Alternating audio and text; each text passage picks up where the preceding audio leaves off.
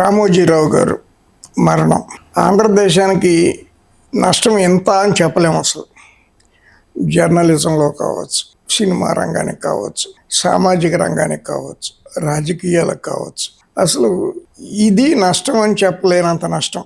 తెలుగు వారికి వాళ్ళు ఎక్కడన్నా ఉండని, అమెరికాలో ఉండని, న్యూజిలాండ్లో ఉండని, న్యూజిలాండ్లో ఉండని, హైదరాబాద్లో ఉండని, ఎక్కడున్నప్పటికీ ఈ గ్లోబ్ మీద, ఈ భూగోళం మీద తెలుగువారు ఎక్కడున్నప్పటికీ కూడా మంచికో చెడుకో రామోజీరావు పేరు తలుచుకోకుండా ఎవరికి తెల్లవారదు, పొద్దుకోకదు.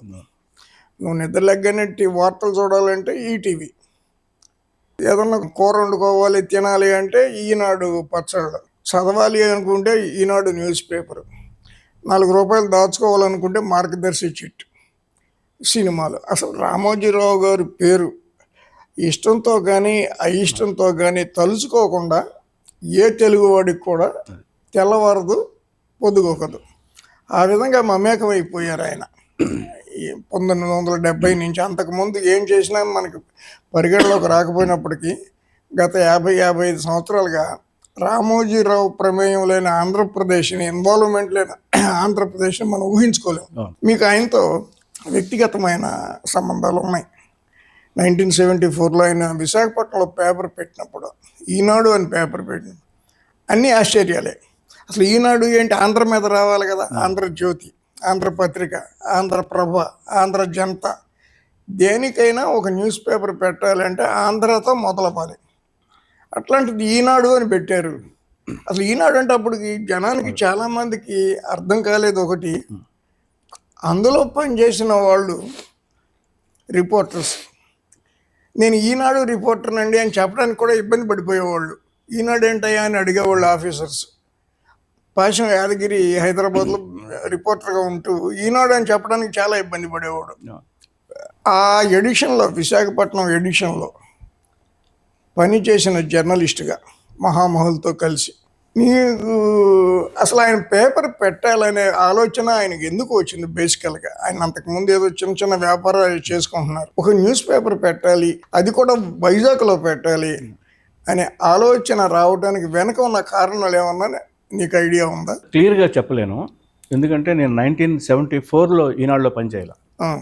అక్కడికి వెళ్ళి 78కి వెళ్ళాను నేను వైజాగ్. Okay okay. అయితే ఒక ఫైంట్ ఐడియా ఏంటంటే, మార్గదర్శి స్టెబిలైజ్ అయిన తర్వాత, తగినంత లాభాలు వచ్చిన తర్వాత ఇంకేదైనా ఒకటి మంచి చేద్దాం అంటున్నాడు. రామోజీరావు ఢిల్లీలో ఒక యాడ్ ఏజెన్సీలో పనిచేశాడు. 200 రూపాయల జీతానికి సైకిల్ వేసుకుని వెళ్ళేవాడు ఆఫీస్కి. అంటే ఆ డిజైనింగ్ మీద ఆయనకు ఐడియా ఉంది. ఒక న్యూస్ పేపర్ కానీ ఏదైనా ఒక డిజైన్ చేయడం కానీ ఐడియా ఉంది. ఆయనకి ఆ ఇంట్రెస్ట్ ఉంది ఏదైనా పేపర్ పెట్టాలి అని. అయితే చాలా ష్రూడ్ బిజినెస్ మ్యాన్ కనుక రామోజీరావు ఏదన్నా సరే బాగా తెలుసుకొని లేదా స్టడీ చేసి ఆయన చేసేవాడు. పేపర్ పెడదాం అనుకున్నప్పుడు హైదరాబాద్ రైట్ ప్లేస్ కాదు. 1974 ఆ టైంకి ఆంధ్రప్రదేశ్ వార్తాపత్రికల రాజధాని విజయవాడ. ఆంధ్రజ్యోతి, ఆంధ్రపత్రిక, విశాలాంధ్ర, ప్రజాశక్తి ఏదన్నా విజయవాడ నుంచి రావాల్సిందే. అవును. కనుక విజయవాడలో పేపర్ పెట్టి వాటిని తట్టుకునేంత శక్తి సామర్థ్యాలు అప్పటికి రామోజీరావుకి లేవు. ఇప్పుడు 73-74కి. కనుక ఆయన ఒకసారి ఆంధ్రప్రదేశ్ అంతా పరిశీలించాడు. అంటే చిన్న సినిమా పెద్ద సినిమా ఉంటుంది కదా, కనుక చిన్న సినిమాని తీద్దాం అని ఆయన సెటిల్ అయ్యాడు.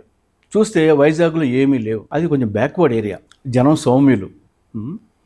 అక్కడికి పేపర్ వెళ్ళటం లేటుగా వెళ్తుంది విజయవాడ నుంచి. 10-11 అది ట్రాన్స్పోర్ట్, అది అప్పుడు ఆ రోజులు చాలా ఇబ్బంది కనుక ఆయన దాన్ని సెలెక్ట్ చేసుకున్నాడు.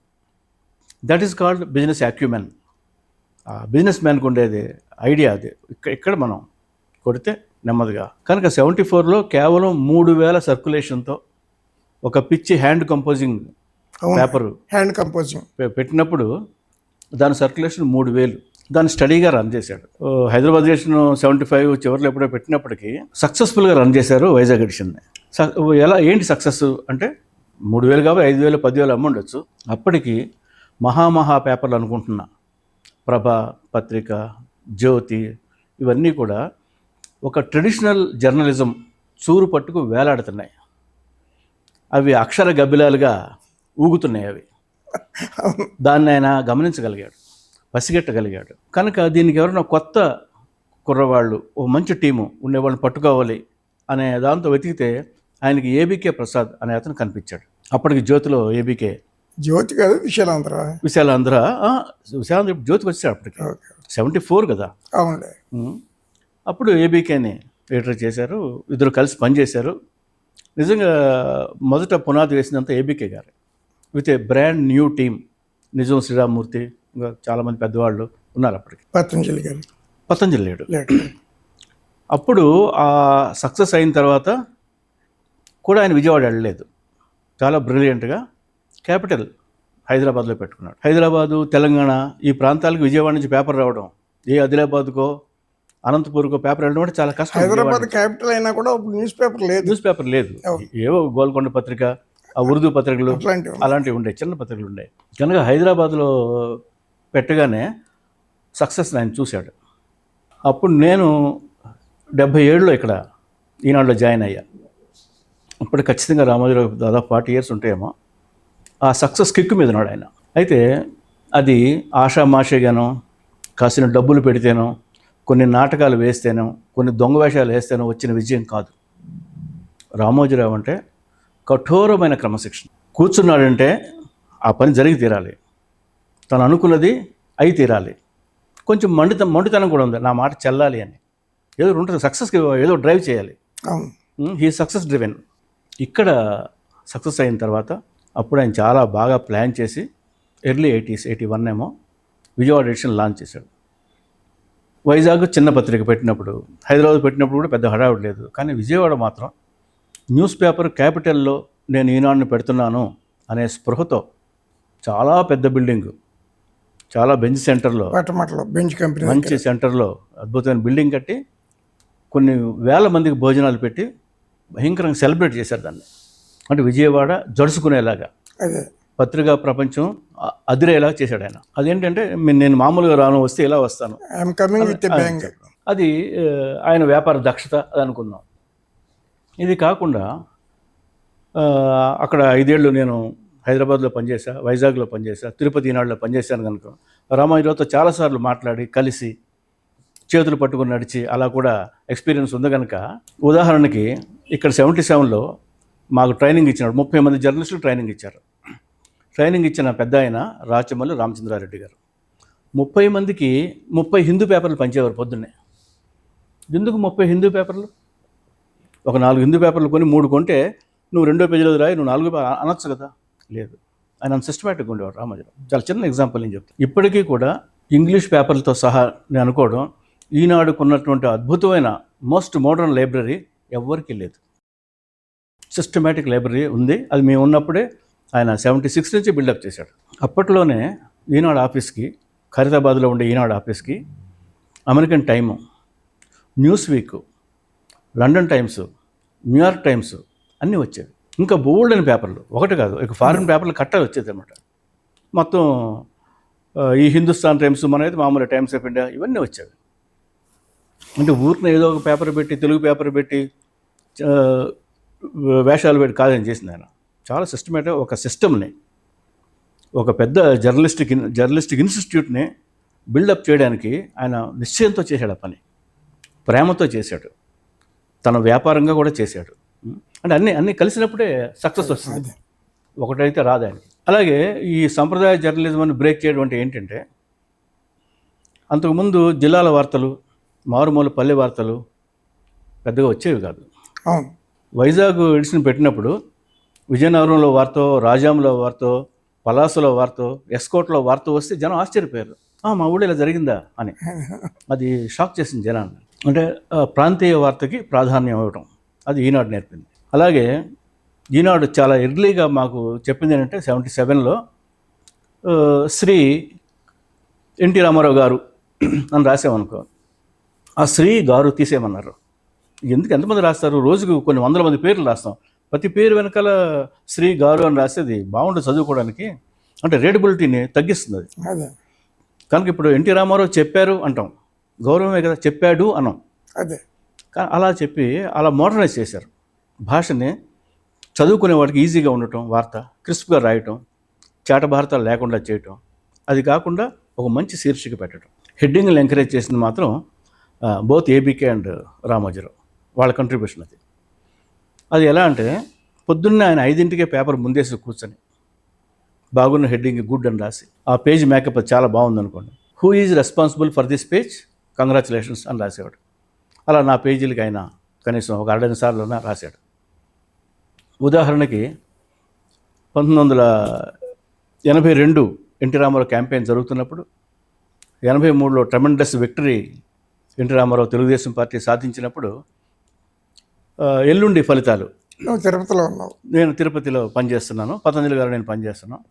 ఆ 2 రోజుల ముందే మా అందరికీ ఒక మెసేజ్ వచ్చింది, రేపు ఎన్టీ రామారావు గెలిస్తే ఏం హెడ్డింగ్ పెడతారు. అందరూ 2 హెడ్డింగ్లు పెట్టండి, అన్ని ఎడిషన్స్లో వైజాగ్, తిరుపతి, విజయవాడ అన్ని ఎడిషన్స్ సీనియర్స్ అందరూ 2 హెడ్డింగ్లు పెట్టండి. అందరూ పెట్టారు, పతంజలి గారు నేనుతో సహా. ఆయన కూర్చొని 10 మందితో కూర్చొని డిస్కస్ చేసి ఫలితాలు ఇంకా రేపు వస్తాయి అనగా 2 రోజుల ముందే హెడ్డింగ్ ఫైనలైజ్ చేసి నేను తెలుగుదేశం సూపర్ హిట్ 2 హెడ్డింగ్ పెట్టి ఆయన సెలెక్ట్ చేశాడు దాన్ని. ఆయన ఎందుకు సెలెక్ట్ చేశాడంటే ఆయన సెన్సిబుల్ అని చెప్పడానికి. ప్రతిపక్షాలు, వామపక్షాలు ఎన్టీ రామారావుని సినిమా వాడని, మొహాలకు రంగు వేసుకునేవాడని, వీడికి ప్రజాపాలన ఏం తెలుస్తుందని, వీడు ప్రజాస్వామ్యం అంటే వీడికి ఏం తెలుసు అని అలా హేళన చేశారు. సినిమా పార్టీ అని, సినిమా కంపెనీ అని, డ్రామాలు వాళ్ళని హేళన చేశారు. కనుక ఆ సినిమానే, మీరు హేళన చేసిన సినిమానే సూపర్ హిట్ అయింది అన్న చమత్కారం రామోజీరావు గారు నచ్చింది. నాకు గుర్తుంది.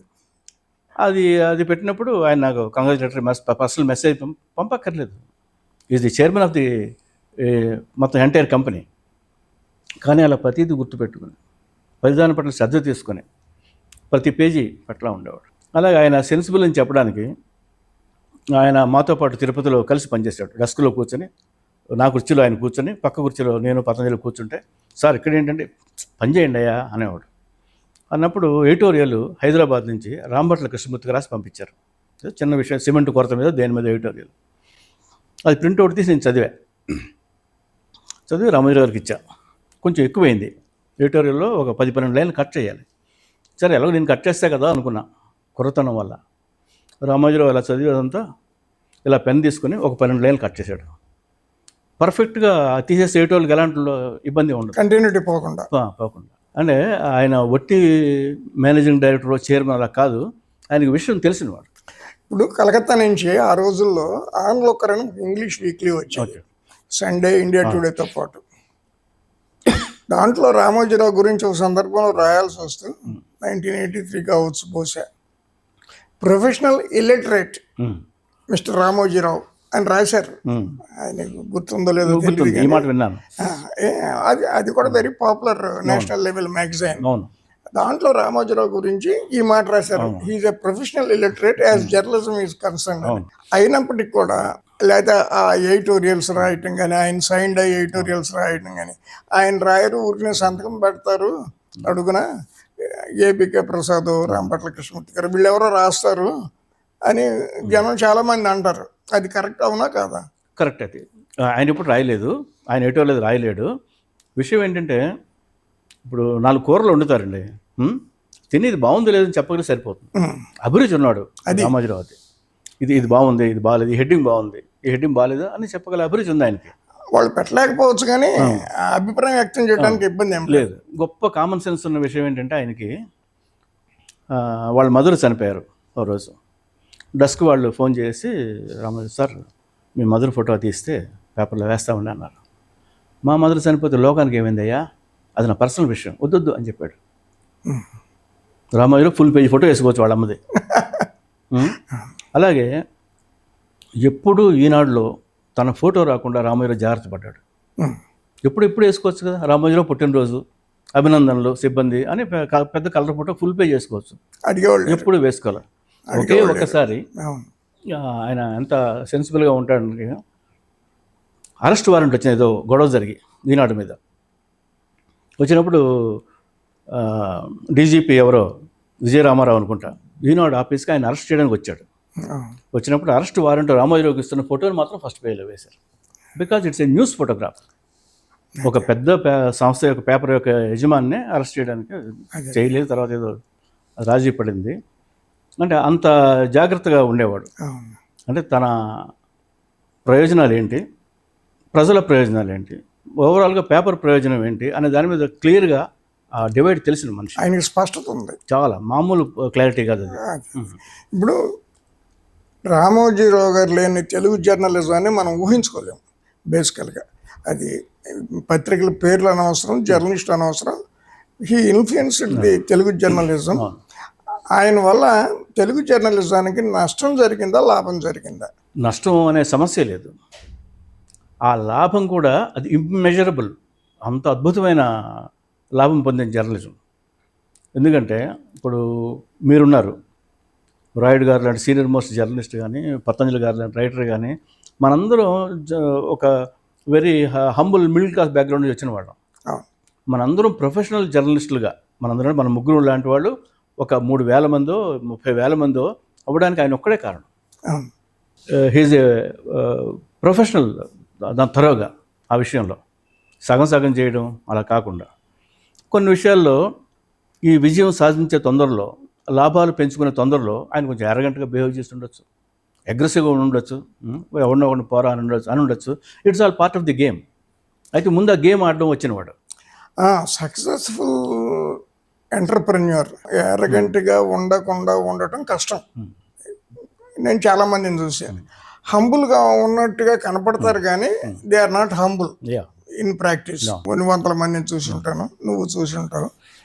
అయితే పొలిటికల్గా very strong likes and strong dislikes ఉన్న మనిషి రామోజీరావు గారు అని చెప్తారు. కాంగ్రెస్ని పీక మీద అడిగేసి తొక్కిన జర్నలిస్టులు లేకపోతే పత్రికాధిపతుల్లో నంబర్ 1 రామోజీరావు గారు.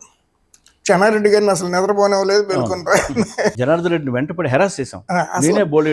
కాంగ్రెస్ ఒక జలగం వెంగళరావు గారిని తప్పించి, జలగం వెంగళరావు గారు అంటే ఆయనకి ఎందుకు అభిమానం ఉండేది. అదేమి మార్గదర్శిని డెవలప్ చేసుకోవడానికి వెంగళరావు గారు సీఎంగా ఉన్నప్పుడు ఆయన ప్యాంపర్ చేశారని నేను అనను. కానీ వెంగళరావు గారికి కూడా రామోజీరావు అంటే చాలా ఇష్టం. నాతో స్వయంగా చెప్పాడు వెంగళరావు గారు, ఈనాడు రామోజీరావు గారు నంబర్ 1 ఇన్ ఆంధ్రప్రదేశ్ అని నాకు స్వయంగా చెప్పాడు. ఇప్పుడు ఆయన కేంద్ర మంత్రిగా ఉన్నప్పుడు నేను ఒకరోజు ఇంటి దగ్గర పిచ్చాపాట మాట్లాడుతూ ఉంటాను. సో ఒక వెంగళరావు గారిని వదిలేస్తే నేదురుమల్లి జనార్దన్ రెడ్డిని, లేదు రాజశేఖర రెడ్డిని, చెన్నారెడ్డిని, ఒకళ్ళని కాదు కోట్ల విజయభాస్కర్ రెడ్డి గారిని, NT Rama Rao is the invention of Ramoji Rao గారు అంటారు. What do you think of it? NT Rama Rao invention ఏం కాదు కానీ ఇట్స్ ఏ కలెక్టివ్ డెసిషన్. అప్పటికున్న ఈ చెన్నారెడ్డి నుంచి మీరు చెప్పిన ఈ రెడ్లు, వెలమలు వీళ్ళందరూ కాకుండా అప్పటికి పవర్ఫుల్గా ఎమర్జ్ అయిన ఈ కమ్మ కులం నుంచి ఒక గట్టివాడు ఉంటే బాగుంటుంది. స్టేట్ అంతా తెలిసినవాడు, ప్రజల ఆరాధ్య దైవం అనేవాడు ఒక ఎన్టీ రామారావు రెడీగా ఉన్నాడు అప్పటికి. అది నిజంగా ఎన్టీ రామారావు అదృష్టం, రామోజీరావు అదృష్టం కూడా.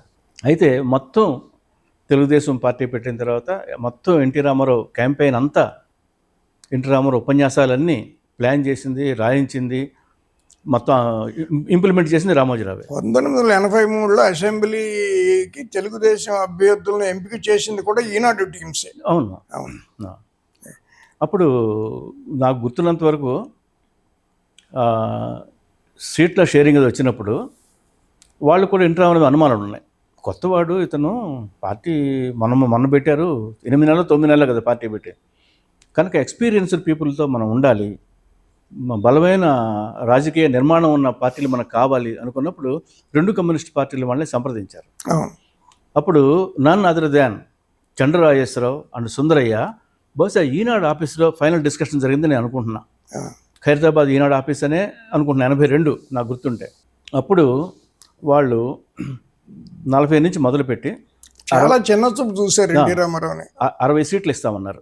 అంటే 30 సిపిఐకి 30 సిపిఎంకి ఇస్తామన్నప్పుడు సుందరయ్య, రాజేశ్వరరావు గారు ఆగ్రహంతో ఊగిపోయారు. మీకేం తెలుసు రాజకీయాలంటే, మీరు ఎలా గెలుస్తాం అనుకుంటున్నారు, మొన్న పార్టీ పెట్టి ఇప్పటివరకు మద్రాసులో సినిమాల్లో యాక్ట్ చేసి ఇప్పుడు వచ్చి గెలుస్తారనే, చెప్పండి సార్ మాకు 100 సీట్లు ఇవ్వండి అన్నారు.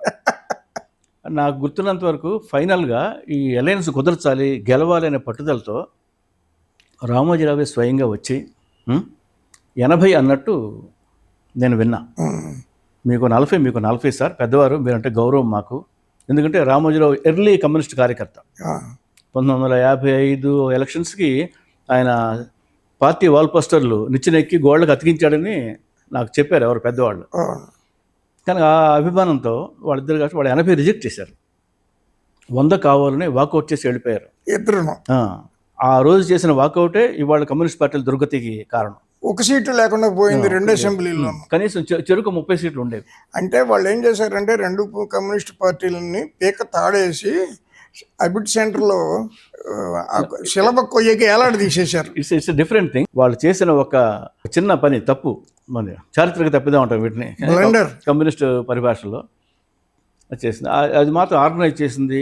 At the same time Ramoji Rao తన మాట చెల్లాలనే పట్టుదల ఎక్కువ. లక్ష్మీపార్వతి వచ్చినప్పుడు మళ్ళీ ఎన్టీ రామారావుని భ్రష్టు పట్టించింది, ఆయన జోకర్ని చేసింది, ఆయన మీద కార్టూన్లు వేయించింది, ఆయన మీద ఎడిటోరియల్స్ రాసింది కూడా ఈనాడే. అయితే ఇందులో రాజకీయ ప్రయోజనాలు ఉన్నప్పటికి కూడా మీరు అన్నట్టు తెలుగు జర్నలిజానికి ఓవరాల్గా చేసిన మేలు, భాషను మెరుగుపరచడం కానీ, ఈనాడు చాలా ఎర్లీగా కొత్తపాళి అని గజ్జల మల్లారెడ్డి గారు కవిత్వం వేసేవారు. చిన్న చిన్న కవితలు 10 లైన్లు 12 లైన్లు కవిత వేసి ప్రతి కవితకి 50 రూపాయలు పంపించేవారు. అంతకుముందు రెమ్యూనరేషన్ ఇవ్వడం అనేది తెలుగు పత్రికల్లో పెద్దగా ఏం లేదు. ఈనాడు రెమ్యూనరేషన్ ప్రవేశపెట్టింది. ఎడిట్ పేజీ ఆర్టికల్కి రెమ్యూనరేషన్ ఇవ్వడం, గొప్ప గొప్ప పెద్దవాళ్ళతో కాలమ్స్ రాయించడం, ఢిల్లీ వాళ్ళతో వాళ్ళు మళ్ళీ ట్రాన్స్లేట్ చేయాలి దాన్ని తెలుగులోకి. అది చాలా పెద్ద పని. ఇప్పుడు అది అట్లా ఒక 1 మినిట్ డీవియేషన్.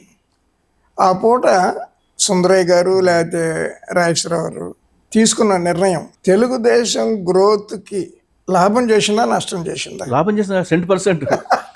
205 సీట్లు వచ్చినాయి ఎన్టీ రామారావు. అదే ఎలక్షన్స్లో వీళ్ళిద్దరు సూసైడ్ చేసుకోలేదా? మన సుందరయ్య గారును రాజేశ్వరరావు గారును లిటరల్గా అదే కదా, పార్టీలు చేసుకున్నట్టే కదా. ఎందుకంటే అంత అన్నేళ్ల 1925లో పెట్టిన పార్టీ 1982లో అలా అయిపోయింది. అదే పూర్తిగా. ఈ పూటకి అసలు ఒక సీట్ సొంతంగా పోటీ చేసి గెలిచే పరిస్థితి 2 రాష్ట్రాల్లోనూ 2 పార్టీలకి లేదు.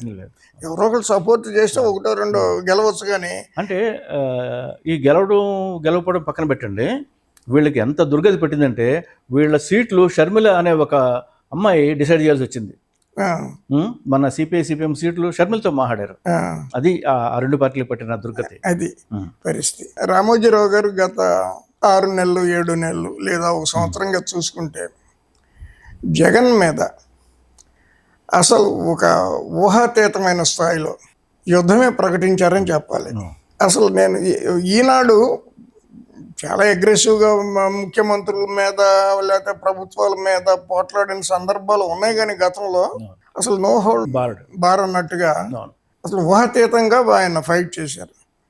వాళ్ళు తట్టుకోలేక సాక్షి పేపర్ ద్వారానో లేకపోతే జగన్ గారు ఏదో దుష్ట చతుష్టయమనో కేసులు పెట్టడము, పోలీసులు పంపించటము, ఇబ్బంది పెడితే ఆయన ఆ వయసులో ఉండి కూడా వైద్య చికిత్సలు తీసుకుంటూ కూడా పేపర్ని అసలు ఊహాతీతమైన ఫైటర్గా రూపుదిద్దారు.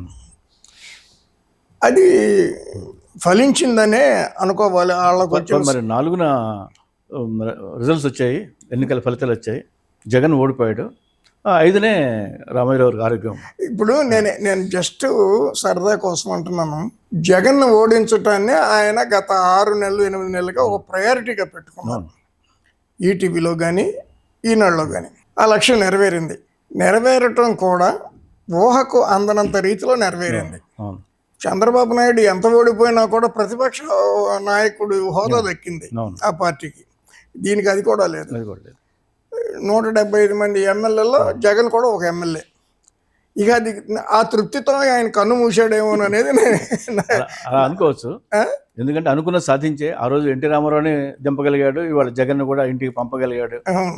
ఒక అద్భుతం. రామోజీరావు అని ఆయన తెలుగుదేశంలో ఒక అద్భుతం. అంటే అది ఒక కఠోరమైన తపస్సులాగా. అంటే నువ్వు చిట్ ఫండ్ కంపెనీ పెట్టి వడ్డీ వ్యాపారం చేసినా, నువ్వు కేవలం పచ్చళ్ళే అమ్మినా సరే, ఈనాడు పెట్టినా, ఇంకేదైనా యాడ్ ఏజెన్సీ పెట్టినా, మామూలు చౌకబారు తెలుగు సినిమాలు తీసినా సరే, అవన్నిటినీ ఒక పద్ధతిగా, ఏది ఆషామాషిగా దీక్షతో చాలా ప్రొఫెషనల్గా చేశాడు. లేకపోతే హైదరాబాద్గా అక్కడెక్కడో అనాజ్పూర్ దగ్గర ఆయన ఫిల్మ్ సిటీ ప్లాన్ చేసినప్పుడు అది ఒట్టి గుట్టలు, రాళ్ళు, కొండలు ఏమీ కాదు. అఫ్కోర్స్ ఆయన ఆక్రమించుకున్నాడంటారు, కొంత లాక్కున్నాడంటారు, అలాంటి మామూలుగా ఉంటే ఈ కార్పొరేట్ గేమ్లు అలాంటివన్నీ ఉంటాయి. ఉన్నప్పటికీ దాని ఒక వరల్డ్ క్లాస్ టూరిస్ట్ సెంటర్గా. ఇవాళ మీరు అనుకునే దేశంలో నిర్మాణం అయ్యే అతిపెద్ద భారీ 200 బడ్జెట్ 300 crore బడ్జెట్ ఫిల్మ్స్ అన్నీ కూడా ఫిల్మ్ సిటీలో షూటింగ్ జరుపుకుంటున్నాం. ఆ స్టేటస్ మన స్టేట్కి తెచ్చింది మాత్రం ఆయన. భవిష్యత్తులో కూడా ఏ పత్రికాధిపతి కూడా రామోజీరావు గారి స్థాయికి వెళ్ళటం అనేది సాధ్యం కాదేమో అని నేను అనుకుంటున్నా. ప్రభావితం చేస్తున్నప్పటికీ కూడా జర్నలిజాన్ని Ramoji Rao is a separate class. అవును. ఆ క్లాస్కి మిగిలిన వాళ్ళు ఎవరు కూడా రీచ్ అవ్వలేరు అనేది. రామోజీరావు గారు చనిపోయారు, వెళ్ళిపోయారు, లేదా ఒక శిఖరం కూలిపోయింది, మహానిష్క్రమణం జరిగిపోయింది అంటాం, లేదా ఒక దుర్మార్గుడు చనిపోయాడు, తెలుగు జర్నలిజాన్ని భ్రష్టు పట్టించిన వాడు, భూములు ఆస్తులు సంపాదించడం అక్రమంగా ఇలా ఏదో ఒక ఎక్స్ట్రీమ్కి పొగట్టమో తిట్టడమో అలా కాకుండా ఇలాంటి క్యారెక్టర్ మీద, ఆయన సక్సెస్ మీద, ఆయన వైఫల్యాలు చాలా ఉన్నాయి, వాటి మీద ఒక స్టడీ జరగాలి. అంటే ఒక నిష్పక్షపాతమైన అసెస్మెంట్ ఉండాలి. అవును. అది ఇప్పుడు కాదు, 10 ఏళ్ల క్రితమే జరగాలి.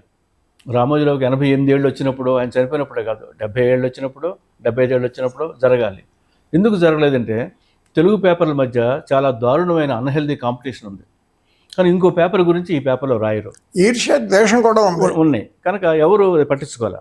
ఏం రాస్తారంటే పలానా సుబ్బారావు గారు ఇవాళ ఒక పేపర్ని తిట్టారు, బ్రాకెట్లో మేము కాదు, అదే ఆంధ్రజ్యోతి కాదు, లేకపోతే ఆంధ్రపత్రిక కాదు, లేకపోతే ఆంధ్రప్రభ కాదు అని రాసుకుంటారు. కానీ ఏ పేపర్ని తిట్టారో రాయరు, లేకపోతే ఏ పేపర్ని పొగిడారో రాయరు. అంత వెనుకబడతనం తెలుగు జర్నలిజం ఉండటం వల్ల మనకి నిష్పాక్షంగా ఉండే అది లేకుండా పోయింది. మీరు అమెరికాలో చూస్తే న్యూయార్క్ టైమ్స్లో ఏదన్నా ఒక వార్త వస్తే ఫాక్స్ న్యూస్లో కానీ మిగిలినట్లో కానీ వాషింగ్టన్ పోస్ట్లో కానీ basing on the story of New York times అని చెప్పి చక్కగా మెన్షన్ చేస్తారు.